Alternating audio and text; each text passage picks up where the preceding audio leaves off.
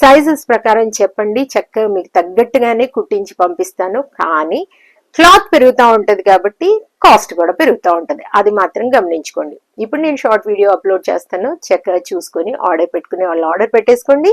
Wait చేసే వాళ్ళు wait చేయండి, త్వరలో మీకు నైటీస్ వచ్చేస్తాయి పోచంపల్లిలో. ఓకేనా మేడం?